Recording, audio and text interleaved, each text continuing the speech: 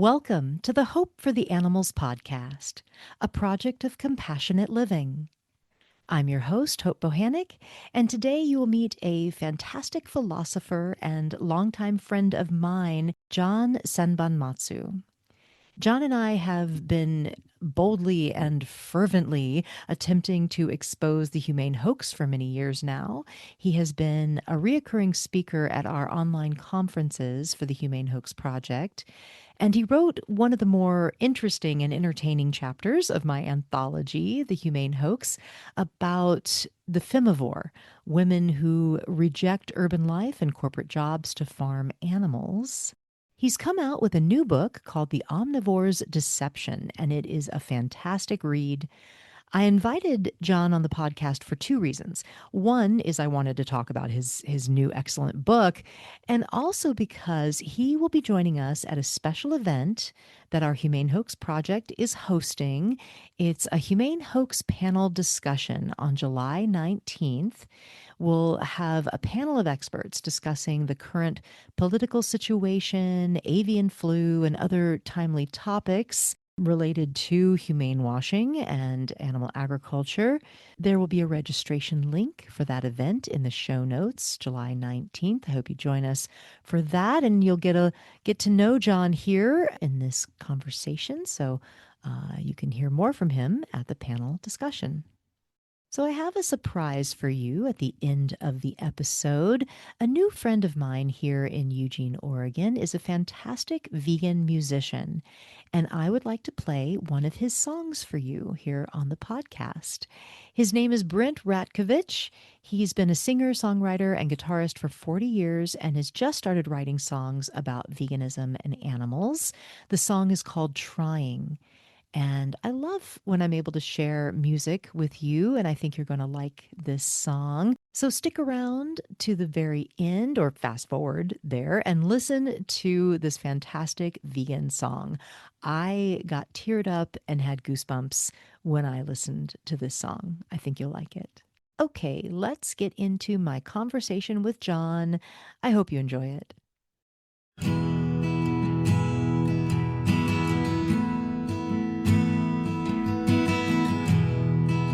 So today I am so thrilled to introduce John Sanbonmatsu. He is a professor of philosophy at the Worcester Polytechnic Institute in Massachusetts, where he teaches ethics and politics, among other topics.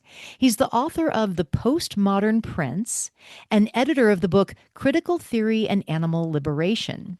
His new book, The Omnivore's Deception, What We Get Wrong About Meat, Animals, and Ourselves, is coming out very soon. It challenges the myth of the enlightened omnivore and the idea that we can have our meat and our conscience too.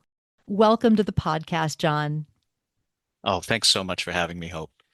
Well, it's so good to have you on. I really can't believe that I haven't had you on the podcast yet. We've been working together for years on the Humane Hoax, so it's about time. So I want to start, of course, we like to get to know you, and we want to start with why and when you went vegan.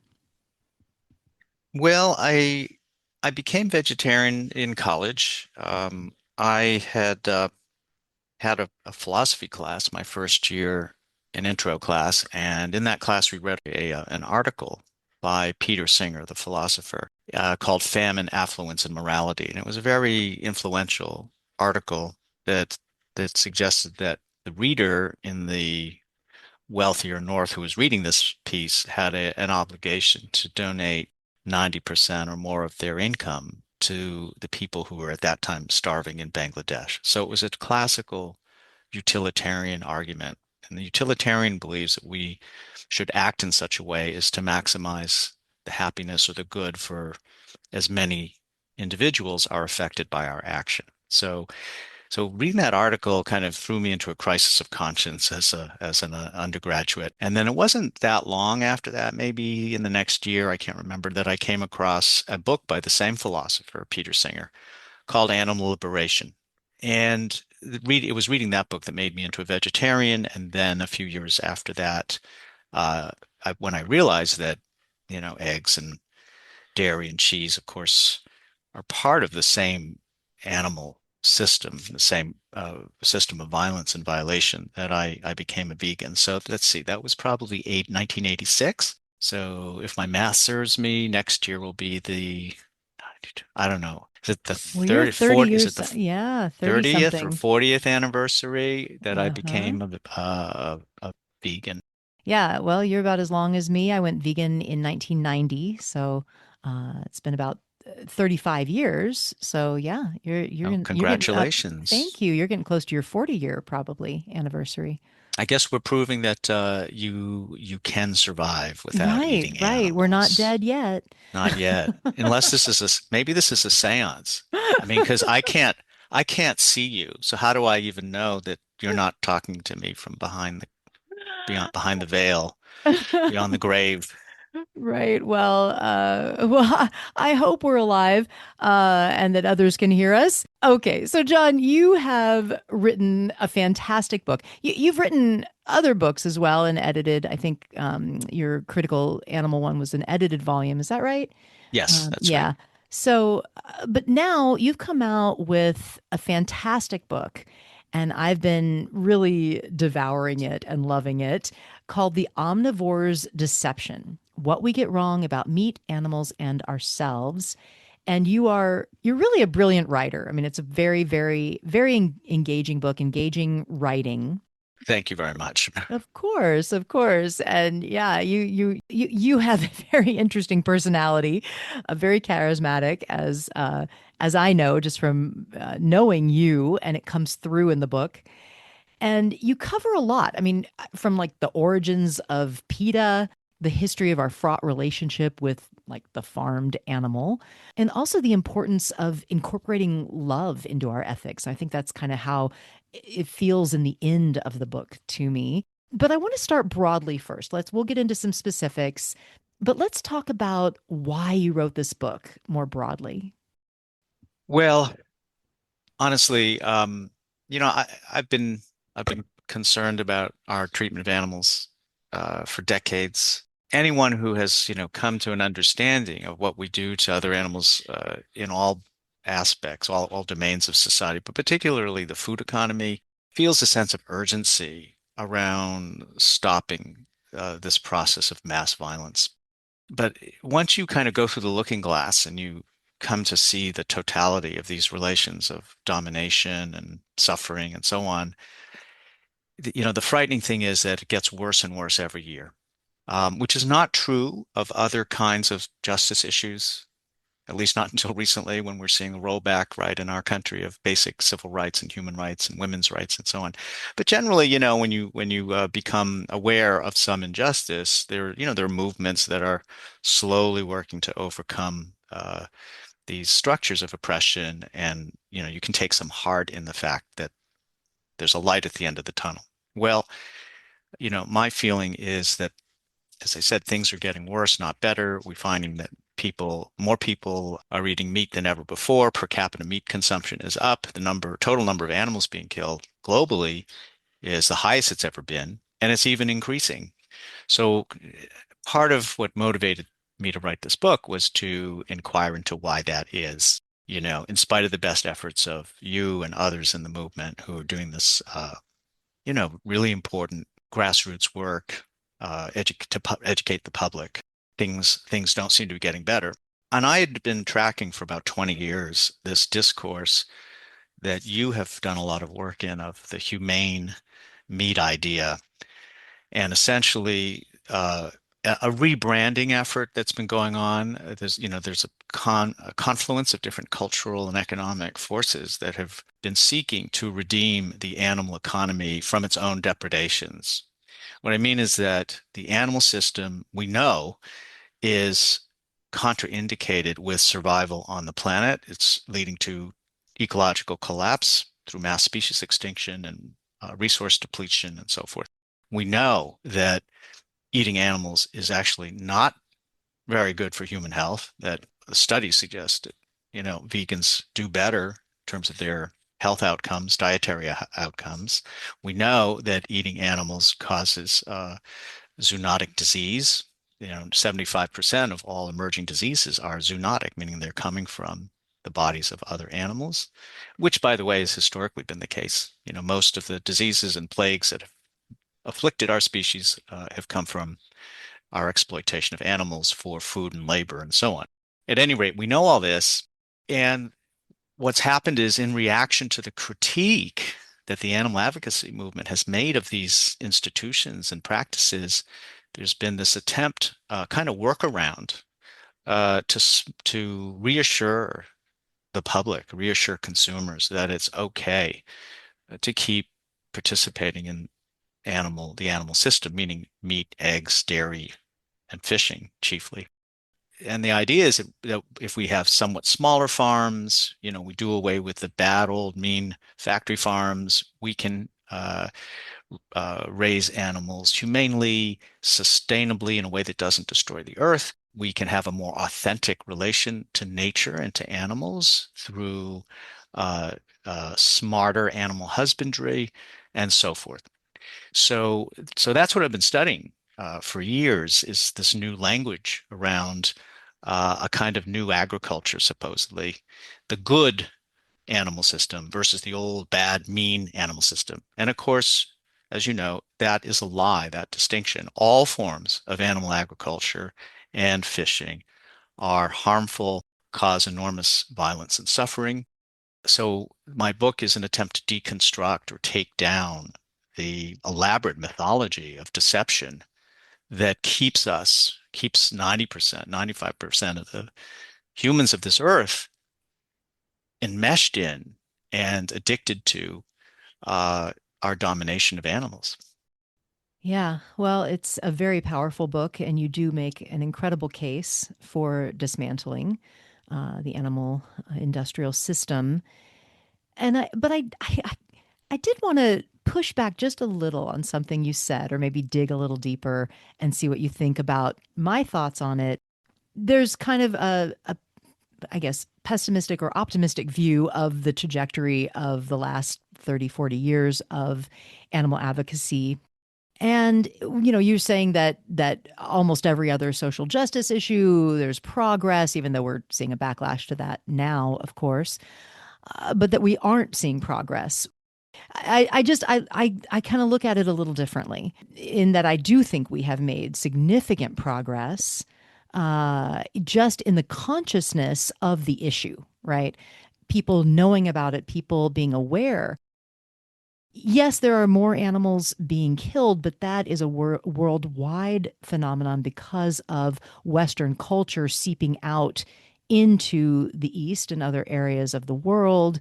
But dairy consumption is down in the US, beef consumption is down. And these are, I mean, it's slightly, I know it's not huge, but I do feel we have made progress. I don't think there has been no progress made.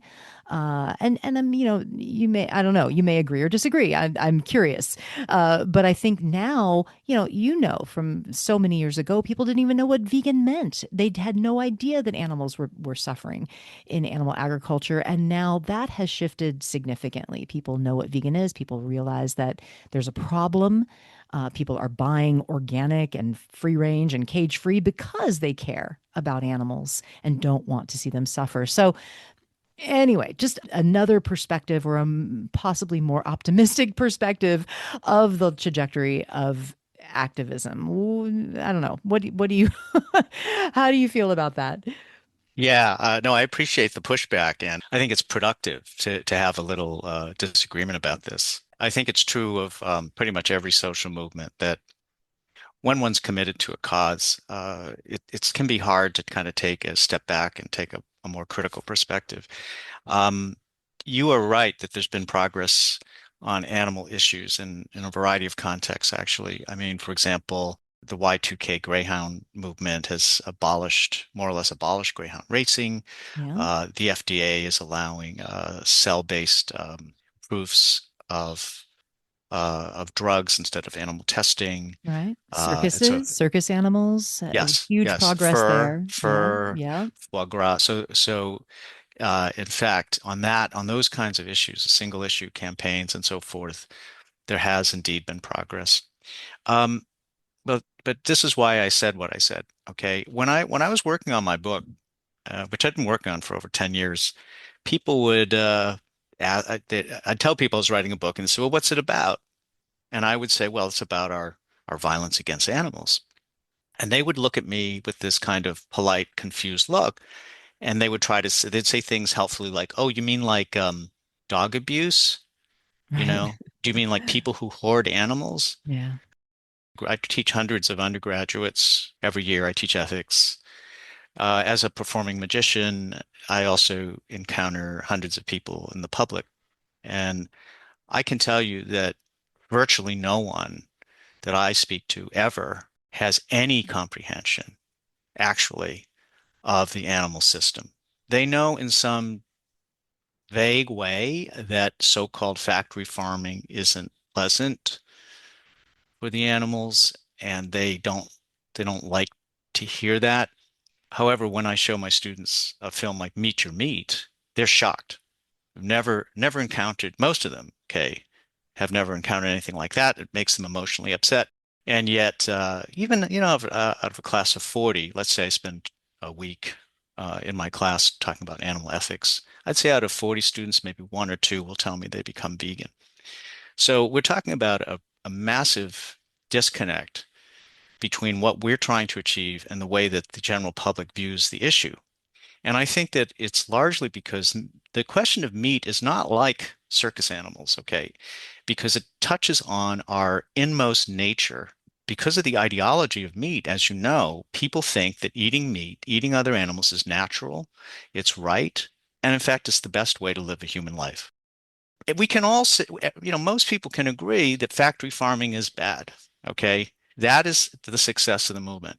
But in their heart of hearts, they think, well, I'm a good person because I'm against that kind of animal production. I just want them to be killed and exploited humanely, Humanely. Yeah. right? And this Yeah. is what my students say when I show them these horrible videos. Say, "Oh, Yeah. yes, oh, I'm not in favor of that.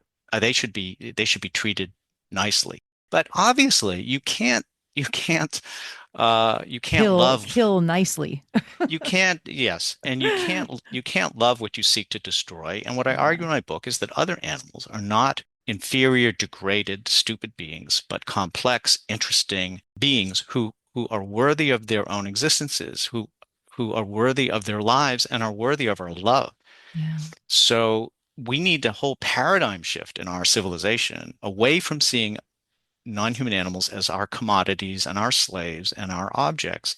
But in my experience, ordinary people have no clue at all about the scale of the animal system, the depth and horror of it, because it's all hidden from view. It's all mystified Right. and put out Right. of sight, you Yeah, know? this deception that you talk about, and the title Yes. of your book, right? The Omnivore's Deception.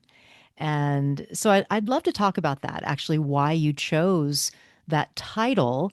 And of course, it's a play on Michael Pollan's book, The Omnivore's Dilemma. And I always thought that was interesting that in his title, he admits that there is a dilemma, there's a conflict, a problem with being an omnivore, right? But then he goes on to justify it. You use the word deception, and that's like a hoax, and like the Humane Hoax Project that you've been helping me with, contributing to over the years, offering presentations. And the use of the word deception, as you point out in your book, it's not only a deception of what's truly going on with animal agriculture and the cover up of the cruelty, but also deceiving ourselves. And I think this is what you're kind of talking about here. So, how did you come up with this title? Tell us about the title.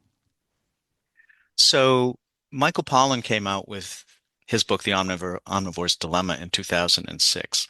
And Pollan did not invent this kind of pastoral ideal of the small kind of family farm or kind of throwback to a supposedly kinder, gentler, more sustainable form of animal agriculture. That ship had already sailed, or was getting under steam, if I can mix my metaphors there.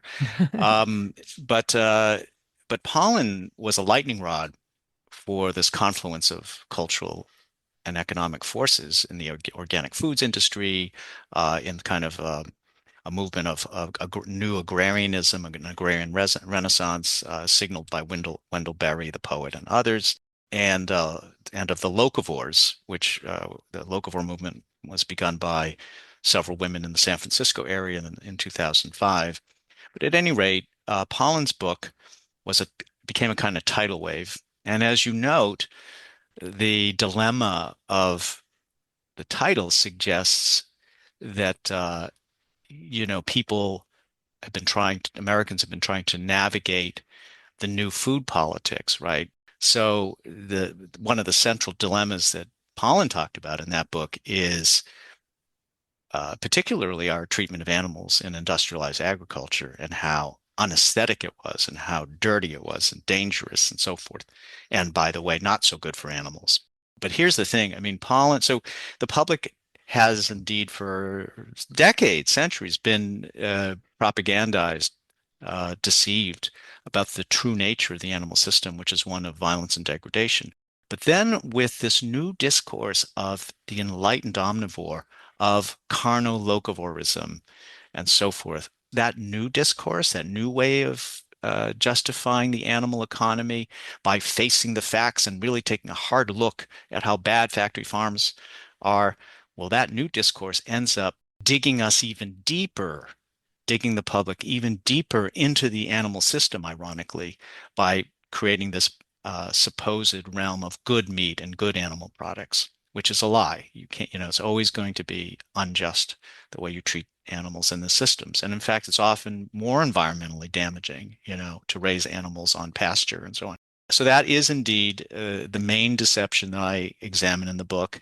But yes, self-deception is a crucial part of this. I begin the book with a quote from Herman Melville's Moby Dick, which is about this very question where the narrator Ishmael says, look, when a person's involved in some matter that is problematic, that may be unethical, they don't want to examine it. They hide the truth from themselves, right? And that's true of what I call the conflicted omnivores. Most people, if you ask them, they'll tell you that they love animals. They like them. They respect them. They don't want to hurt animals. That's what they will tell you. Yeah. And yet they participate in a system which you and I and others are trying to show people is a system of terrible harm. So how do you square that circle? Well, through the idea of compassionate killing and humane meat and so on. And so, but the point here is just to conclude, the point is that it's not as simple as the industry deceiving the consumer. Because of course, yeah, but the consumer wants to be deceived. The consumer, and this is why Michael Pollan's Omnivore's Dilemma continues to be one of the most culturally influential books of even the 21st century. I mean, it's taught in middle schools and high schools across the country. It's taught in graduate programs and postgraduate programs. Uh, It's taught in more disciplines, different disciplines, academic disciplines than any other book in America. I'm pretty wow. sure everything from environmental studies to food policy studies to rhetoric to writing to journalism, to philosophy, to ethics. And so I don't, in a way, I don't want to overemphasize Pollan. He's just one person in a sea of people who are rallying around, okay, the animal system, fighting this rearguard action to keep people from examining any aspect of this in a kind of intellectually and morally serious way. But he's the point man, and he is the go-to guy in our culture on food. In fact, I was just on masterclass.com, which is this website that where the top people in their field teach courses. So you can watch Serena Williams teaching tennis and Misty Copeland teaching ballet. Uh-huh. And of course, who's teaching the course on food? Michael Pollan. Wow. So that's the discourse that we need to interrupt. That the idea of the enlightened omnivore who cares about animals is a lie, and that people have got to stop accepting that.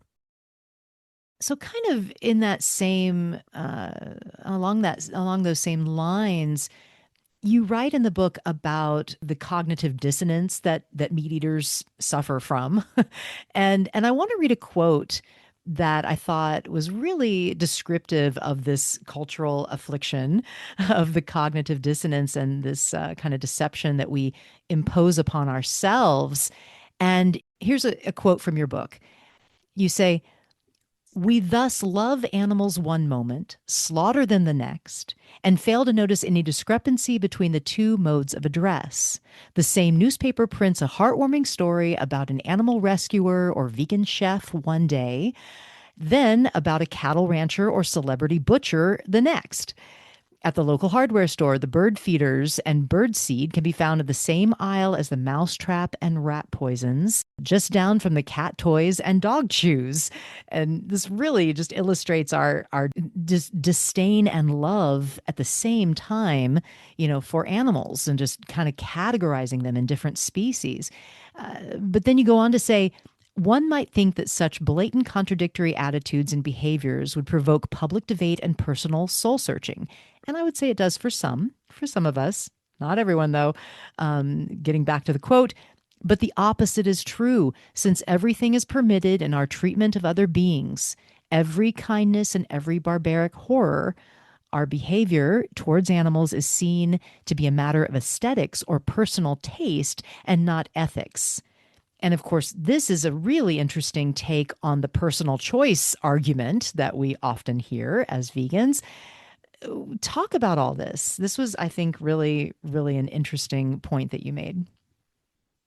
Yeah, thanks, Hope. I mean, I have to say, in writing this book and teaching ethics and reflecting on moral philosophy, the stranger it became to me that at the center of our society and civilization is this massive contradiction that goes unexamined. And as I say in my book, no sane person would say that, for example, caring for children and loving children is the same as abusing children, or that caring for an elderly parent is neither better nor worse than throwing them down the stairs. Yeah. Right? These are clearly we recognize these are opposite Yeah. forms of behavior and that they indicate opposite values. And they can't both be true at once, right? Children can't both be worth loving and worthless at the same time. Yeah. And it's obvious, right, to us that, well, of course, you can't, if you really love your child, you're not going to cut your child's head off. And now, the question is, well, then how is that allowed to proceed?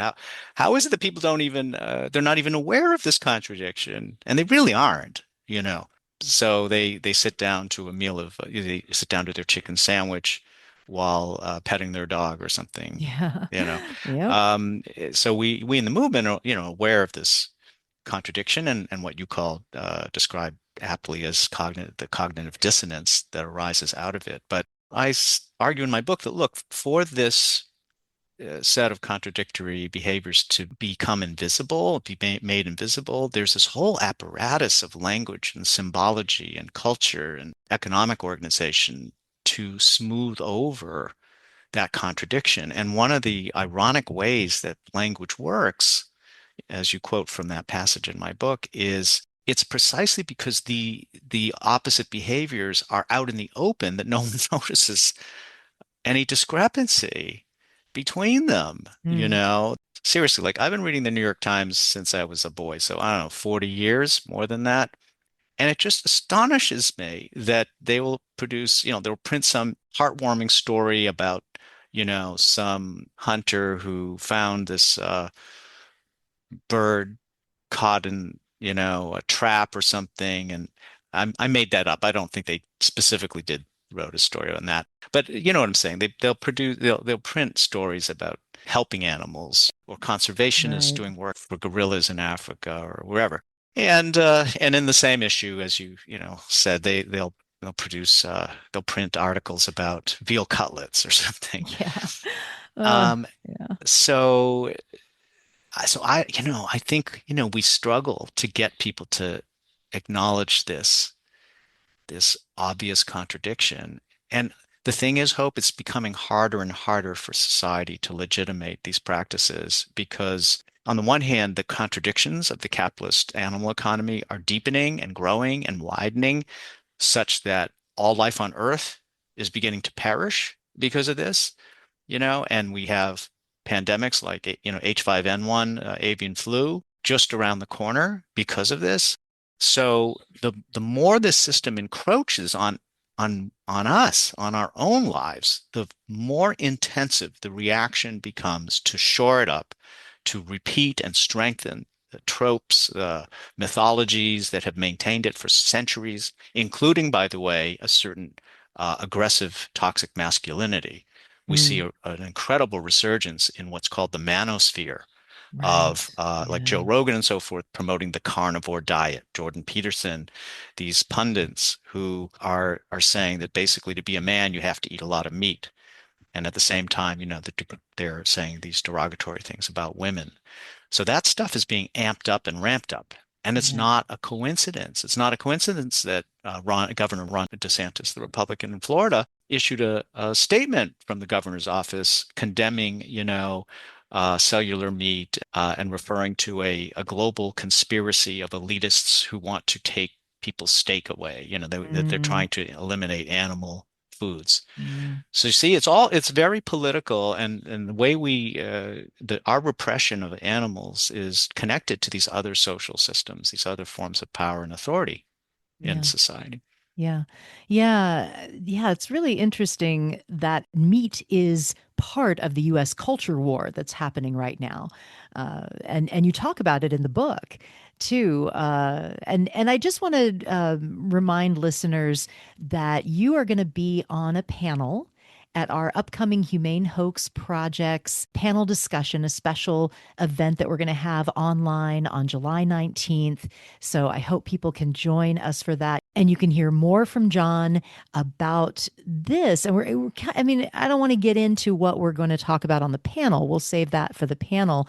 But what we're going to talk about then is kind of the political situation, the current situation that's happening now with all the deregulation, or not deregulation, basically just elimination of government and oversight and avian flu and all these things that are happening right now, kind of current events and how they relate to animal agriculture and our food system. So I hope everybody will join us for that panel that you'll be on. But one thing I would like to touch on is what you were just talking about, and how conservatives are now kind of accusing veganism really as being part of the liberal agenda, and meat eating as being ubiquitously American, and having American values is to connect it to the cattle rancher and the cowboy and all of that. I think this is a really fascinating topic that we're really in the culture wars.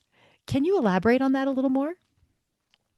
Yeah, I want to begin by noting the irony of the fact that popular writers like Michael Pollan, who have been plying the public with this myth of humane and enlightened omnivorism, have themselves been invoking these tired tropes and metaphors of, cowboy culture and pastoralism, which has all along been a kind of right-wing discourse, but it was accepted by liberals, urban liberals, precisely because they didn't want to have to think about the violence underneath their meal. I mean, what went on to get those animal products. I mean, if you read The Omnivore's Dilemma today, the Pollen book from 2006, it just doesn't wear well because he makes the center of his analysis this guy, Joel Salatin. And Salatin, for those who don't know him, is a farmer in Virginia who runs Polyface Farms. It's kind of regenerative agriculture farm. And Salatin has been lionized for decades. He's the poster child of supposedly sustainable, caring animal husbandry. Well, turns out Joel Salatin is kind of a right-wing lunatic. He seems to have sympathy for the far right. He seems to be anti-immigrant and so on and so forth.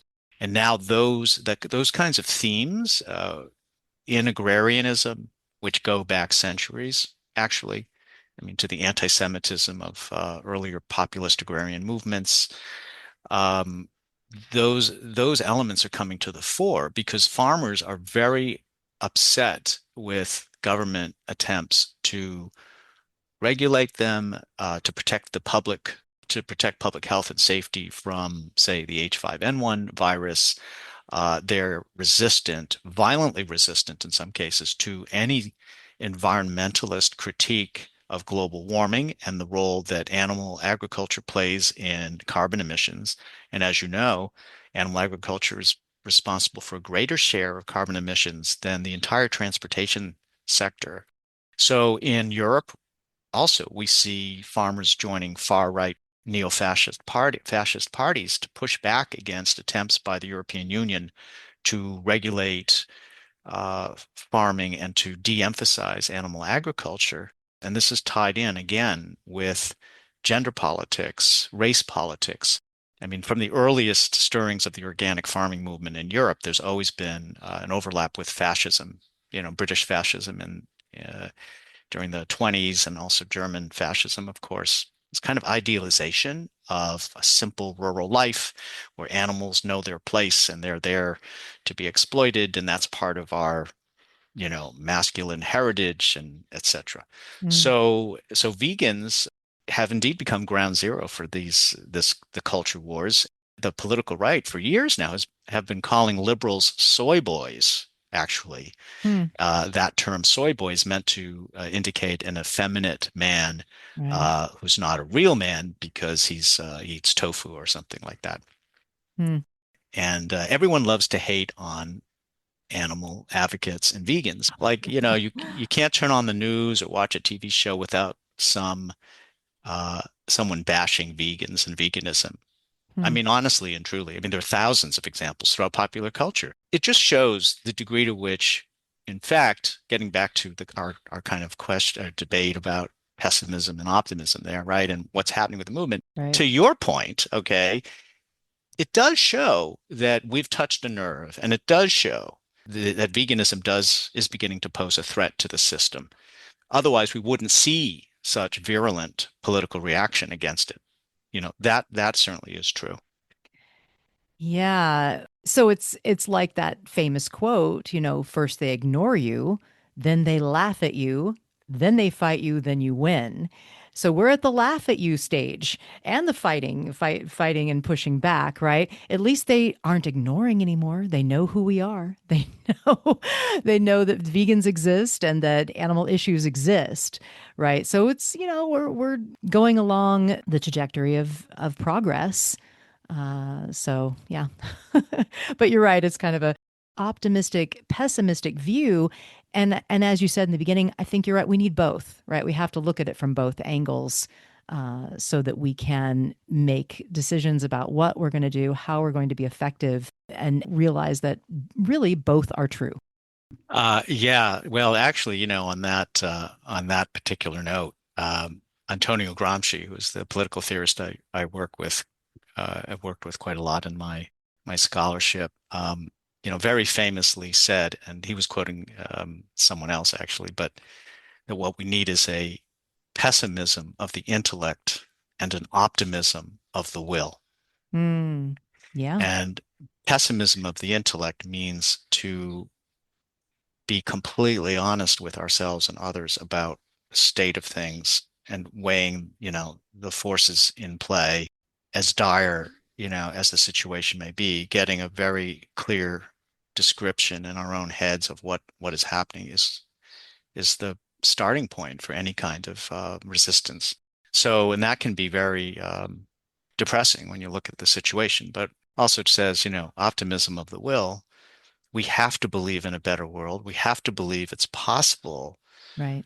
to change minds, change institutions and norms and entrenched forms of behavior. Yeah, And the one gives rise to the other. I mean, if you have to have that will first, you have to want to change the world because you care about it and the beings in it yeah. before you can get to a reasoned analysis, critical analysis of what the problem is and how to go about solving it.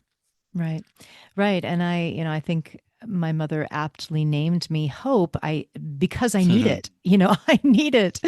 I need to have that hope that we can be effective and make the changes that we want and create the world that we want. And so yeah, so I tend to look at the glass half full just for my own energy, like so that I have the will, as you said, or the energy to do the work I do. So, So maybe between us, we have a glass. yes, You that's you right. can be the half empty. I'll be the half full, or vice Perfect. versa, vice versa, A glass full of soy milk is what we need. Yeah. or oat milk. Oh, Do you like oat? I prefer soy. I miss soy. I feel sorry for soy. What happened to soy milk? I miss it. yeah. I think soy partly, fell victim to a kind of an anti-soy campaign. Yeah, yeah. I know. That's why I feel sorry for it.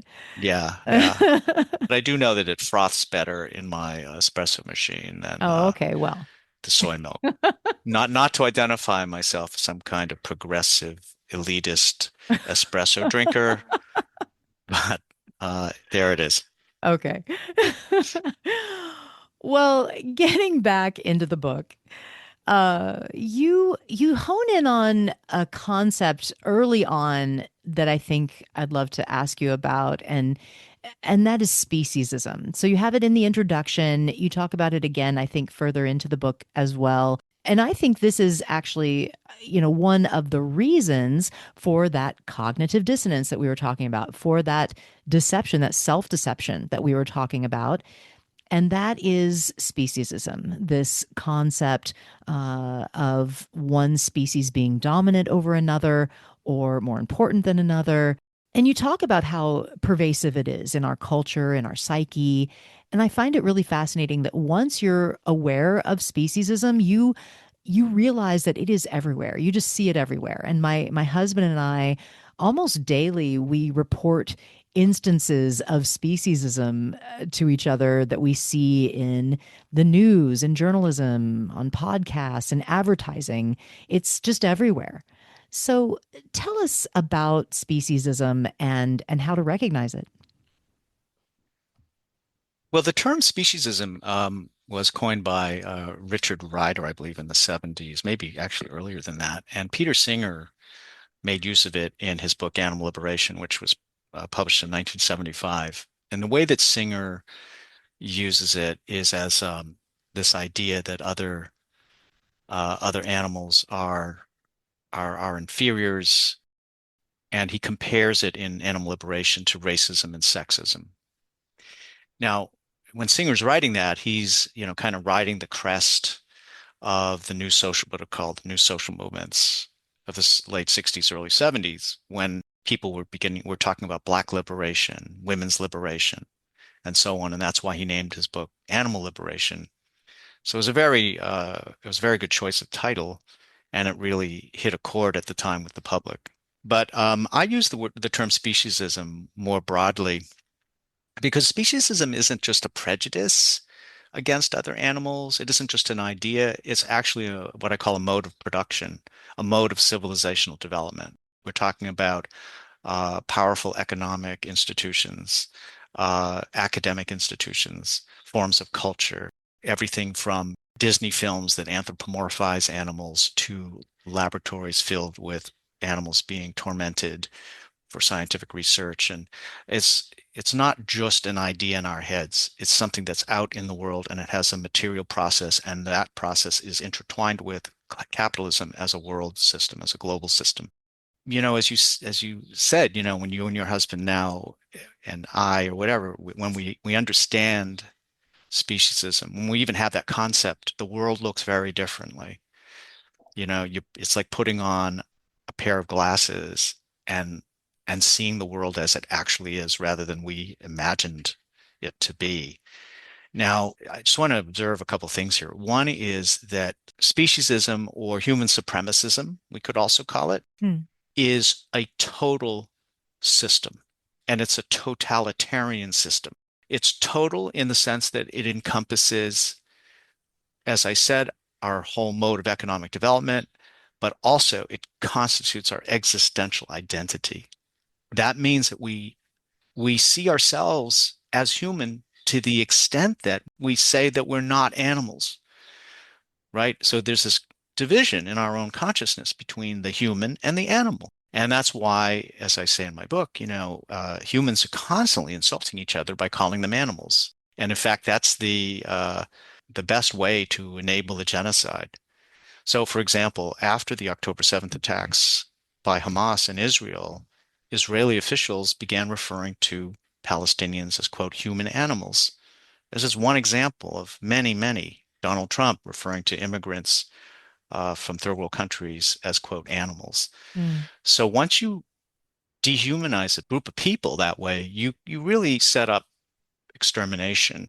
Well, why is that? Well, it's because we do exterminate non-human animals, and it's embedded in daily life. So one of the things I'm trying to do, and I would say that you and others in the movement are trying to do, is to disocclude, as I say, to unhide what has been hidden. That there's this totality, and a totality is, say, a whole enchilada, this whole system that encompasses all of the earth. People just do not understand it. They don't see it. And that's built into the nature of the economy, right? Like that few people know where the shirt on their back comes from either, because the commodity system hides the origin of production from the consumer, right? And so then the capitalist state enacts ag-gag laws to make it an act of terrorism if PETA or somebody goes into a farm, right, and takes an undercover video of animals being tormented, tortured, that becomes criminal behavior. Just to show the public what actually happens is seen as terrorism. Now that may seem extreme, but think about it. It isn't. I mean, it makes sense because if the whole system can only function in shadow, if it can only function out of sight, then any attempt to reveal a portion of the totality so that the public can put together the pieces, right, to see the whole puzzle, that is a threat. Yeah, well, it's certainly, I think, something that we should talk about more as a movement, speciesism, and just the systematic issue, right? Like you were just talking about how it's connected to every other social justice issue, it's connected to what is happening globally, environmentally, everything. And I think one of the biggest problems with all this is with speciesism is that people don't know animals. We've isolated ourselves so much from the animal kingdom behind our walls, behind our doors. We don't know who they are. And they're hidden from us, especially farmed animals are completely separate and hidden from us. And so in your book, you cite some of the latest science on animals' emotional complexity and cognitive ability. And I think this is really important, stuff for us to know to get to know them on a deeper level of who they are beyond our preconceived notions. So tell us about what you found out about animals in your research. We're living through a kind of revolution in the way we understand the the cognitive and emotional capacities and depth of the beings we share our planet with. I mean, in a certain sense, what science is trying to do is without perhaps knowing it, is recovering ways of knowing animals that humans have had access to for thousands of years. I mean, humans lived in much closer association with animals in past epochs, and they knew that they had emotion. I mean, you can read Aristotle's History of the Animals in what's that? Well, it's like 2,500 years ago, and Aristotle was a very good observer of what we now call animal behavior, but what then maybe was just the way animals were in the world, their being in the world. That said, we're learning things, just an amazing number of things that no one really guessed at before. For example, even invertebrates, who constitute something like 95, 98% of all animal life on Earth, complex life. Even insects, are conscious. They exhibit intelligence. They have emotions. They learn from their experiences. They have differentiated personalities or temperaments, even within a particular species. That's just one example, but what's so fascinating is that we're finding complex cognition across the phylogenetic spectrum. And there have been a number of researchers, including the scientist Mark Bekoff and the late primatologist Franz de Waal, who've been trying for years really to get the public to let go of the myth that we were all raised with, which is that humans are like the pinnacle of intelligence and emotions, and then you go down, and then eventually you get to the great apes, and then you go down and you get to other apes like monkeys, and then you go down further and you find other mammals, and then you go down the ladder, you get to birds, and then reptiles, amphibians, et cetera, et cetera, you know? So it's like a ladder of intelligence. And the science shows that's just simply not true. I mean, Yeah. there are fishes who exhibit, depending on, you know, the kinds of tests that they're being given, higher level cognition than some primates. Cephalopods, octopuses, developed, they broke off from us, gosh, I don't know, 300 million years ago. I'm probably getting that wrong, so don't quote me, but octopuses and separated from other animals. Oh my God, over vast eons ago. And yet now we find that mollusks like octopuses are highly intelligent. They can be affectionate. They can be curious. They can use tools. So what I'm hoping is that people will actually be able to get to the the last part of my book, which goes into some of this, because the first two-thirds of the book is kind of heavy going because I go into, you know, our exploitation of animals. But my book rewards the reader who gets to that latter section because it's just so fascinating to learn about these beings that we think of as just stupid and worthless. And in a way, I think, Hope, what you and I and others are doing in the movement is trying to re-enchant nature. Like since René Descartes in the 17th century and Francis Bacon and other early modern philosophers and scientists, since then, there's been this sense that, you know, only humans live on the earth and the earth is otherwise devoid of, you know, intelligent Intelligent life. life. Yeah. Yeah, consciousness. And Hmm. but no, we're not alone here. You Yeah. know, we have neighbors, and that's kind of cool, you know. Yeah. And if you can put yourself in the position of these other beings, the world, I think, just opens up in these astonishing ways. My friend Carol Gigliotti has a book called The Creative Lives of Animals, which I recommend. There are many books about what we now call cognitive ethology or the comparative study of animal minds. And once you begin to take seriously this idea that there are other consciousnesses out there, you have to make the next step. I mean, at least you should, which is to say, well, I don't want to harm, I'm not going to destroy these other consciousnesses. I'm going to be curious about them and be respectful and loving towards them. I'm not going to cause them harm. Yeah, beautiful. I do recommend the second half of your book. I liked it very much, and you know, it is so important for us to widen that circle of awareness, circle of compassion, that we are not the only ones on this planet that matter, that you know, that deserve to be here and to live free of suffering. So yeah. And so we do have to wrap up. I know our time is limited, unfortunately. So I'm going to give a challenge to the pessimist. What gives you hope for the future? Wow, you've really gone after my Achilles heel there, Hope. What gives me hope for the future? I would say it's simply the fact that despite these gigantic forces that are serving to crush the individual, to extinguish hope, there is still resistance, there's still courage, there's still moral clarity. Not enough of it, but the very fact that there are people who see through the veil of appearances and are exhibiting true compassion and solidarity with the vulnerable, whether with other humans or with the, you know, billions of animals we exploit, that does give me hope because it's really against all odds that even that much resistance has survived this long.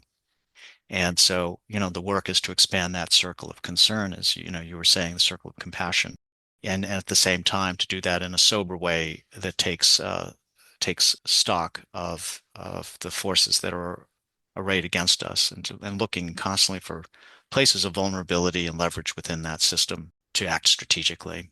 and effectively. Yes, well, and I know that your book is going to help us to do that. It's a wonderful tool that will help us to get there. And I really encourage everyone to pick it up. The Omnivore's Deception. We will have a link to it in the show notes. And I want to thank you, John, for being with us today. I really appreciated our conversation. It was delightful. Thank you, Hope, and thank you for keeping up the great work that you do. You've got a great podcast. Thanks. Thank you for listening to the Hope for the Animals podcast, a project of compassionate living.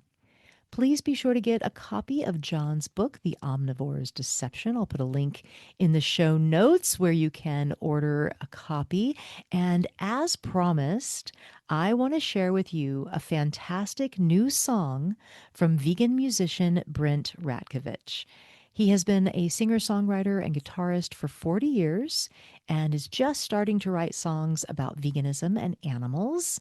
There's so many ways to express our kindred nature with animals and our sorrow with their suffering. And I think music can do that so deeply, so passionately. And this song really, really captures something very deeply felt to me. The song is called Trying. And this beautiful song, it's really a heartfelt love letter to farmed animals that conveys a profound vegan message. And I really love it. I hope you do too. If you want to hear more from Brent, there's a link in the show notes where you can get more of his music. Okay, here is Trying by Brent Ratkovich.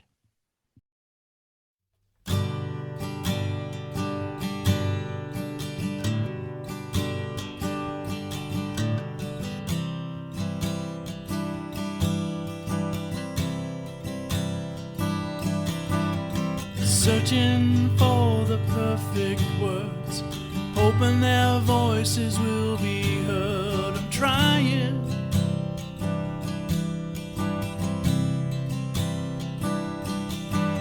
You'll say anything to hide the truth, 'cause you don't wanna know what they go through. I'm trying.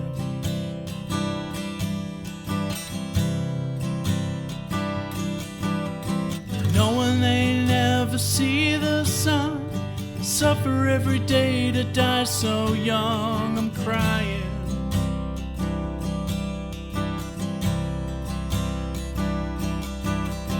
Why can't you see they struggle to be free? Make a kind of choice, just hear your inner voice. They shouldn't have to prove they're just like me and you.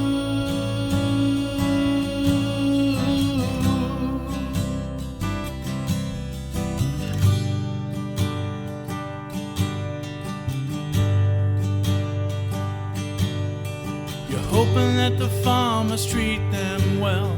You'll buy every promise they try to sell. They're lying.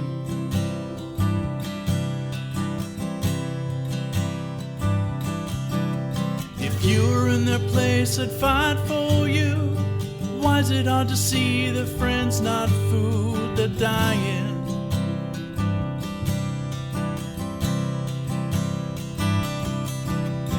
Why can't you see they struggle to be free? Make a kind of choice, just hear your inner voice. I shouldn't have to prove they're just like me and you.